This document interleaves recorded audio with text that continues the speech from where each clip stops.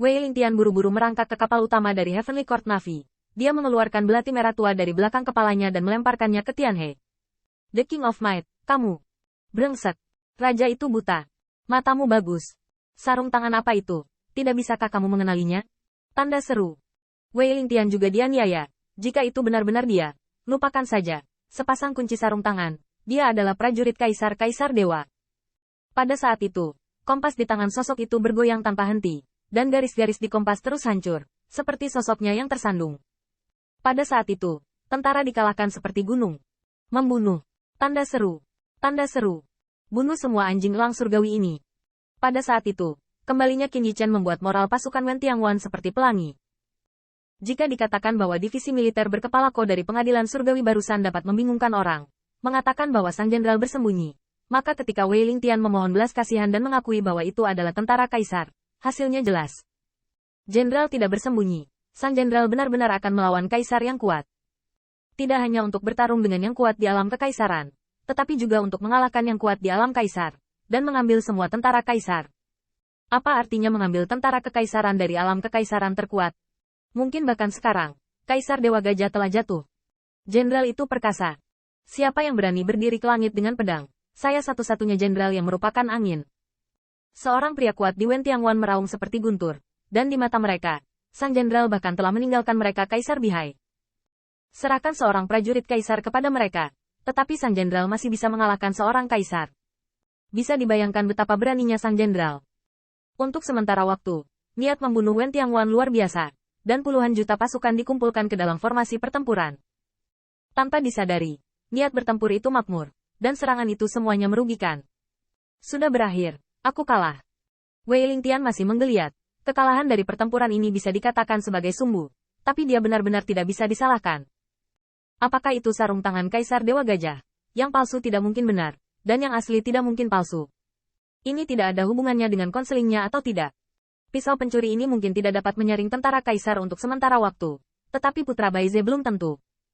Ketika Putra Baize mengenakan sarung tangan dan membuat lubang di kapal utama Angkatan Laut Sky Court, dia tidak bisa menahannya. Terlebih lagi, Wei Lingtian tidak ingin banyak berpikir saat ini. Dia hanya ingin memanfaatkan perang yang berkecamuk dan segera bersembunyi. Kompas di tangan Master Tentara Istana Surgawi tidak bisa menahan gemetar. Bukankah itu berarti bahwa ketiga kaisar pergi ke sisi suku Ujin? Ada dua lagi, tapi pintu yang sama dari Yang Mulia. Bahkan ada lebih banyak kaisar pedang Yanyu, yaitu saudara laki-laki Yang Mulia. Dengan kekuatan seperti itu, tidak masalah jika klan Ujin tidak diinjak-injak. Mengapa mereka bisa dibawa pergi oleh tentara kekaisaran Kaisar Gajah Dewa oleh anti pencuri ini? Namun, jika kembalinya Qin Yichen hanya menyebabkan kompas di tangannya bergoyang karena panik, maka teriakan keras Bai Guanxing secara langsung menyebabkan kompas di tangannya jatuh dan berguling di sepanjang geladak menuju Tianhe yang bergolak. Aku berkata, aku berharap aku berperang melawan tentara surgawi. Saya melihat Bai Guanxing berdiri dengan bangga di haluan kapal, membiarkan ombak menghantamnya. Jika dia berdiri di tengah hujan dan bernyanyi dengan keras, sikap menyendiri tetapi kebijaksanaannya menggoyahkan langit, dan teriakan nyaring ini lebih dari sekedar dorongan moral. Kewensan awalnya dipukul oleh Wei Lingtian dan jatuh ke Tianhe, dan dia tidak lagi bisa bertarung. Namun, ketika raungan Bai Guanxing terdengar di telinganya, Kewensan tiba-tiba merasakan alis yang dingin. Dia mengangkat tangannya untuk menyentuhnya, dan melihat kepingan salju jatuh di tengah alisnya. Kepingan salju sangat jernih, dan itu membuat hati Taois Kewensan cerah, dan bahkan dia merasakan kekuatan ilahi melonjak. Dan kekuatannya dapat digunakan begitu mengguncang bumi. Aku ingin mengambil cakar anjingmu. Baru saja mendengarkan ledakan Kewensan, sangat takut bahwa dia ingin memanfaatkan kekacauan untuk mengambil anggota tubuhnya. Lingtian, roh yang kejam. Saat berikutnya, yang pertama berubah menjadi cahaya ilahi dan dengan marah membunuh aura tirani itu. Bahkan jika itu tidak direduksi menjadi sebatang tongkat, itu juga membuat Wei Lingtian merasa ketakutan. Alis Kewenwan juga melonjak dengan kepingan salju yang membuat hatinya jernih. Tidak hanya dia. Setiap dewa jenderal Wen Tianguan, dan setiap alis prajurit dewa, ada kepingan salju yang bersinar. Salju yang tebal itu. Kewenwan tiba-tiba teringat bahwa sebelum pasukan Wen Tianguan berangkat, Tuan Bai, yang telah mengatakan hal yang sama, menyebabkan hujan salju yang lebat lebih banyak lagi.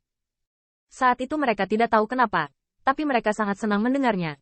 Ternyata saat itu Pak Bai sudah mengaturnya.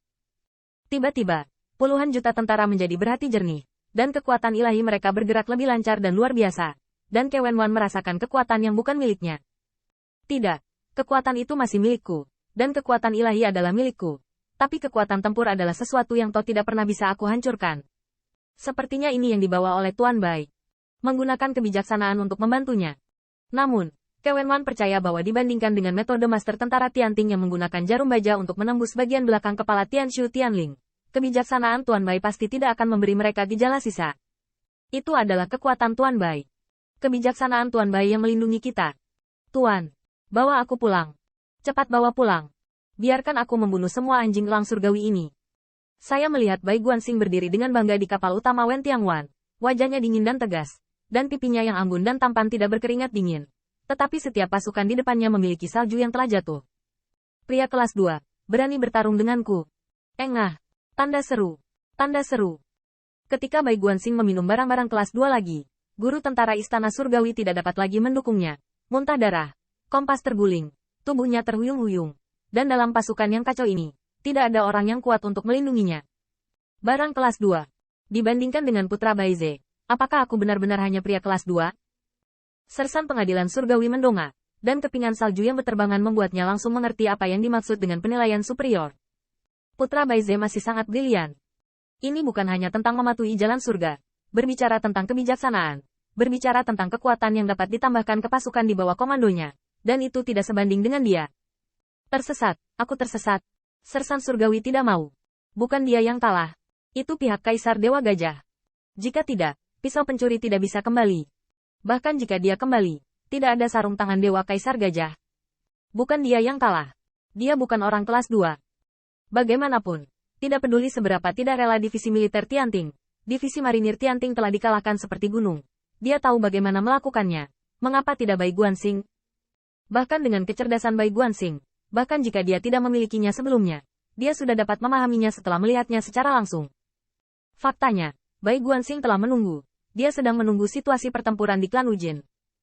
Dia bisa saja mengembalikan kerugian divisi militer pengadilan surga setelah menggunakan metode tersebut. Bai Guanxing selalu tenang. Dia hanya menunggu kesempatan untuk memaksimalkan kekuatannya. Dan kembalinya Qin Yichen yang kuat tidak diragukan lagi adalah waktu terbaik.